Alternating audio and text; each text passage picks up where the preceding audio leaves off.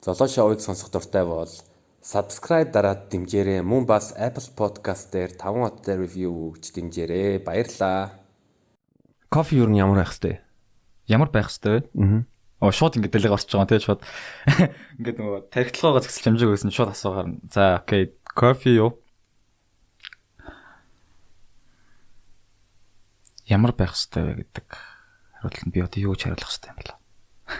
Ер нь бол кофе уугаад хүн таашаал авах хэвтэй. Тэр нь л хамгийн чухал. Тэрнээс биш туйлын нэг юм байхгүй. Ийм байх хэвтэй, тийм байх хэвтэй гэдэг гаргасан юм бол байхгүй гэж бодсон шүү дээ. Зөв. За хатнаа яагаад бариста болохоор шийдсэн бэ гэдэг энийхээ түүхийг яриад өгөөч. За хамгийн анх 2017 онд 7 онд юм байна. Кофе шопод би зүгээр ингээд тусалдаг байсан таньдаг нэг кофе шоп. Тэгээд нөгөө бариста авах гэж мэдгүй. Тэгээд кофеч бас уудаггүй байсан ер нь бол. Тэгээд ингээд ажиллаж байгаа хувцастаа нөгөө тэнд ажиллаж байгаа бариста нарт амар гоё харагдсан байхгүй юу. Ингээд тэгээ өөрсдийнхээс амар гоё ертөнцтэй хүмүүс тэнд нэг шал өөр ертөнц нэг юм байгаад байгаа юм санагдаад. Тэгээ би бариста болмоор санагдсан. Тэгсэн тэр газар бариста болж чадаагүй. За тэрний дараа би ихтлгүүрт бариста хийсэн. Тэгээд ихтлгүүрт бариста хийж авах хувцастаа тэнд бол нэлээд олон юмыг сурсан. За тэрний дараа нь би Imart-д дахиад бариста хийсэн. Тэр хугацаанд бас айгүй олон юмыг сурсан. Тэгээ одоо Jax-д өөрчлөлөн суралцж явна да баристагаар. Яас 2019 оны 9 сард Алтан зүрхийн баристагийн сургалтанд суусан тийм ээ? Тийм. Тэгээд олон улсын баристаг нэвчсэн тийм одоо батламж зэрэг хүү тийм тал болсон. Гүр мэргэжлийнхаа ур чадвараа илүү гүнзгийрүүлэх, илүү мэлэгтэй болгох тал дээр юу гэж боддог вэ? За кофенд ингээд кофег анх за судлаа энийг хий гэж бодож эхэлж байхдаа 5 жилийн төлөвлөгөө гаргаж орсон. Тэгээд энэ хугацаанд за яах яах ёстой вэ гэдэг. Тэгээд замдаа төлөвлөгөө баг зэрэг өөрчлөгдөж явсан. Одоо ч төлөвлөгөө байгаа. Одоо тэр төлөвлөгөө 3 дахь жил дээр явж байгаа юм байна. Тэгээд гүйцэтгэл миний бодлоор нэг 52-3% явж байгаа. Миний хувьдаа явж байгаа гүйцэтгэл. Тэгээд би сая сүүлд бодоод дахиад энэ хугацааг 5 жилээр сунгасан. Гэвчсэн кофетэй би зурлах хугацаа гэсэн үг шүү дээ. Тэгэхээр дахиад надад 8 жилийн 7 жилийн хугацаа. Тэгээд ер нь бол нэг тиймэрхүү яг кофенд одоо яасан гэх юм.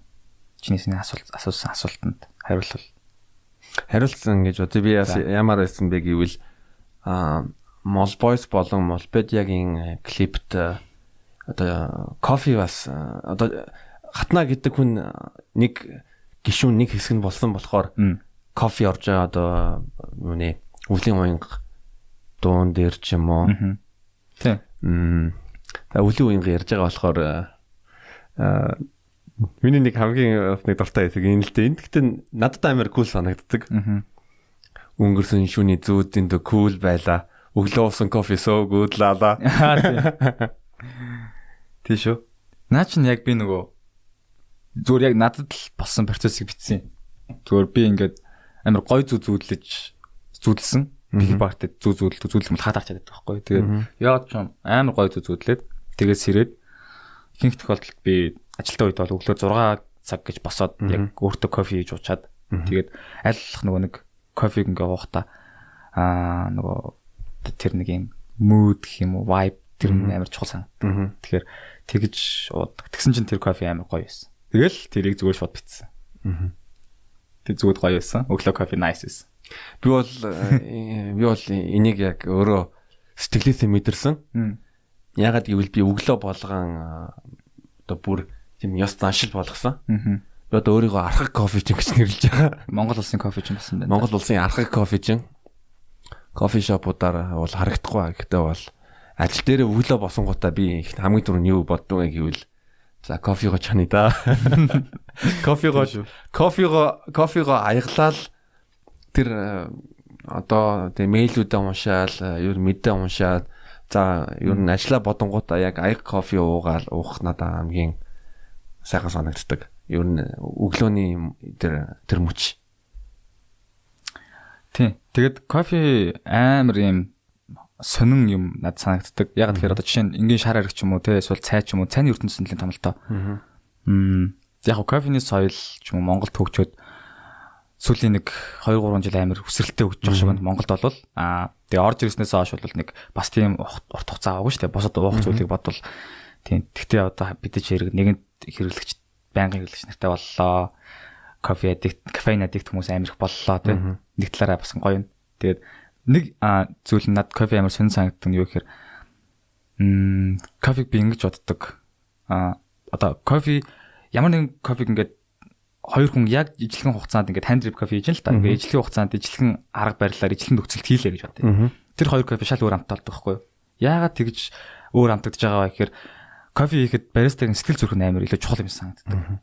Одоо энэ амар нэг сонир философийн төвшин тийм ярьж магадгүй. Гэтэ хэрвээ чи магадгүй жоохон ууртай эсвэл амар сэтгэл санаа чинь зовиртой, зовнилтой байж байгаад кофе хийх юм бол тэр кофе амар сонин гашуун тийм хойр болчихдог байхгүй.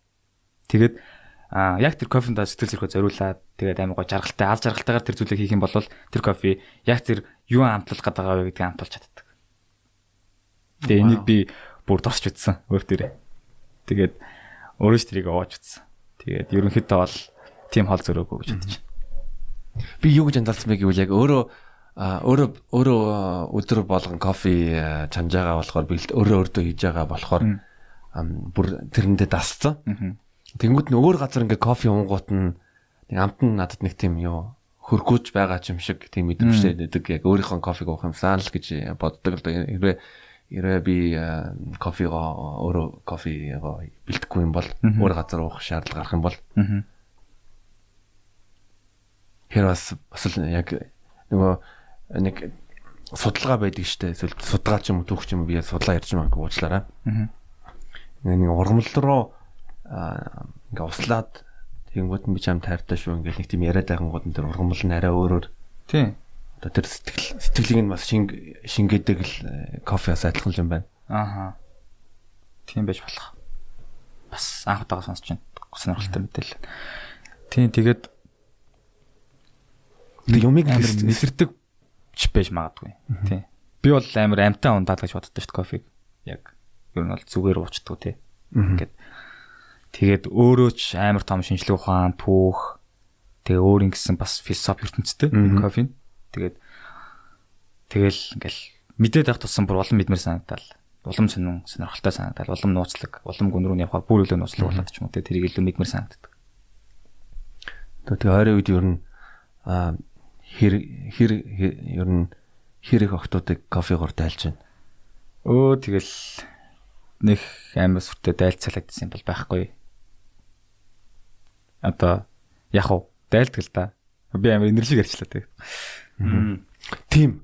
Үгүй гэлээ. За үгүй гэсэн. За ер нь тийм ээ. Дайлдаг л да. Тэгээд яг нь миний яг ингээ хийсэн hand trip-ийг ой гэсэн хүн ирэх юм бол тэгэл дайлдаг. Эрэгтэй эмэгтэй хамаагүй